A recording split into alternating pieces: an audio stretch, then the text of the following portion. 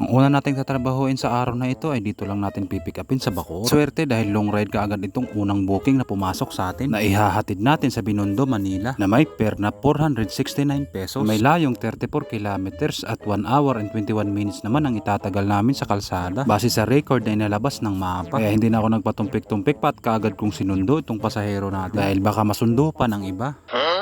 3 minuto ang nakalipas ay kaagad kong narating itong pick up location ng unang pasahero natin. Sabay sabi ni madam na kuya may dala ako. At ang sabi ko naman nagawan na lang natin ng paraan madam, dito ko na lang sa unahan ilagay dahil wala pa tayong box na paglalagyan yan. Kaagad kong kinuha itong dala ni madam para maikarga na sa pangmalakasang motor natin. Ikinarga ko lang ng maayos itong dala ni madam para hindi tayo mahirapan sa biyahe. At pagkaabot ko ng helmet sabay paalam na kay madam na nagbablog ako. Sabi ni madam okay lang kuya, walang problema. Inalalayan ko lang ang pagsampa ni madam para hindi siya out of balance. Umalis na rin kami nang matansya kong okay na si madam. Sa daang hari ang daan namin kaya napakaluwag na naman ng kalsada. Napakasarap talaga bumiyahe pag ganito kaluwag ang kalsada. Nag-shortcut kami ni madam dito sa Bulungan. Paranaque na kagad ang tagos namin dito sa PITX. Tagos na rin ang Rojas Boulevard. At nakalipas lang 1 oras mahigit na paglalayag sa kalsada, eto ligtas nating narating itong drop-off location ng unang pasahero natin. Nakagad ko rin binaba itong karga ni madam. Tinulungan lang natin si madam na tanggalin itong helmet. At pagkatanggal ng helmet sabay silip si madam sa salamin natin. Sinabihan ko rin si madam na okay pa din madam, wala pa rin nagbago sa outfit mo, maganda ka pa rin. Napatawa na lang dun si madam sa sinabi natin.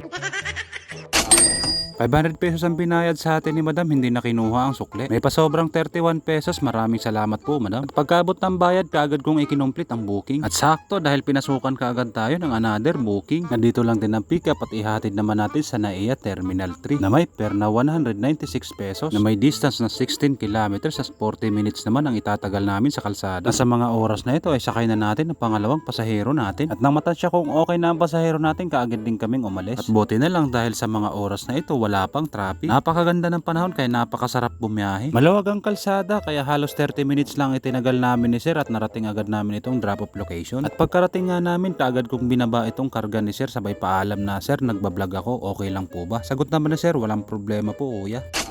Saktong 200 pesos ang binayad ni sir, hindi na hiningi yung sukli, may pasobrang 4 pesos, maraming salamat po sir. Complete agad ang booking pagkatapos magbayad ng pasahero natin. Tumambay lang tayo dito saglit, baka sakali mapasukan tayo ng another booking. At nakipagkwentuhan na rin sa kapwa natin rider. At makalipas nga ang 20 minutos ay umalis na tayo dahil hindi tayo pinasukan ng booking. At habang gumagapang tayo, ayan pinasukan na tayo ng booking, dito lang yan sa Makati. At ihahatid naman natin sa Santa Cruz, Maynila na may fare na 200 pesos, may kasama ng tip. 11 kilometers naman ang distance at 33 minutes naman ang itatagal namin sa kalsada base sa inilabas na data ng mapa. At ito, on the way na tayo para pick upin ang pangatlong pasahero natin. Nag-iwan lang tayo ng ID dito sa guard para legal tayo makapasok sa loob. 3 minutes ang nakalipas at narating agad natin itong pick up location ng pangatlong pasahero natin. Shower cap at helmet agad ang inabot natin kay sir, sabay paalam na nagbablog tayo. Sabay alalay sa pagsampa ng pasahero natin at nang matansya kung okay na si sir ay kaagad din kaming umalis. At sa mga oras na ito ay napakaluwag pa rin ang kalsada. Kaya wala pang 30 minutes ay narating agad natin itong drop off location ng pasahero natin. At pagkababa ni sir, sabay sabi na kuya pwede mo ba akong antayin, saglit lang ako at babalik din ako kaagad. At doon mo lang din ako i-drop kung saan mo ako pinick up kanina. At ang sabi ko naman, sige sir, walang problema, hihintayin po kita. At gumilid na rin ako dito para dito na hintayin ang pasahero natin. At makalipas lang ang halos 5 minutes sa paghihintay, natapos din kaagad si sir. I-scan ko lang ang QR code ni sir para siguradong ako pa rin na makakuha ng booking. Sa mga oras nga na ito ay sakay ko na si sir, pabalik na kami. 20 minutes ang nakalipas at narating kaagad natin itong drop off location ni sir kung saan natin siya pinick up kanina. Inalalayan ko lang ang pagbaba ni sir para hindi siya ma-out of balance. Sakto, pagkababa pa lang ng pasahero natin, pinasukan na kaagad tayo ng another booking. At swerte dahil ang gaganda ng booking na pumapasok sa atin. Kagaya ng booking natin ngayon. Nandito lang din ang pick up at ihahatid naman natin sa Taytay, Rizal na may fare na 295 pesos. 21 kilometers naman ang distance at 44 minutes naman ang itatagal namin sa kalsada base sa inilabas na data ng mapa. 2 minutes lang ang nakalipas at narating kaagad natin itong pick up location ng pasahero natin. At pagkarating ko nga ay kaagad kong tinawagan ng pasahero natin para ma-info na nandito na tayo. At after kong matawagan ay lumabas din naman kaagad si madam. Kaya naman shower cap at helmet agad ang binigay ko kay madam. Kaagad ko ding inalalayan ang pagsampa ni madam para hindi siya ma-out of balance. Bahagya ko lang chinek ang mapa sabay umalis na rin kami. Sa C6 ang daan namin kaya napakaluwag talaga ng kalsada. Makalipas lang ang 30 minutos ay kaagad naman nating narating itong drop off location ng pasahero natin. At pagka-drop nga natin sa huling pasahero natin, kaagad din tayong umalis. So paano ba yan mga gar? Hanggang dito na lang muna ang episode natin dahil walang forever.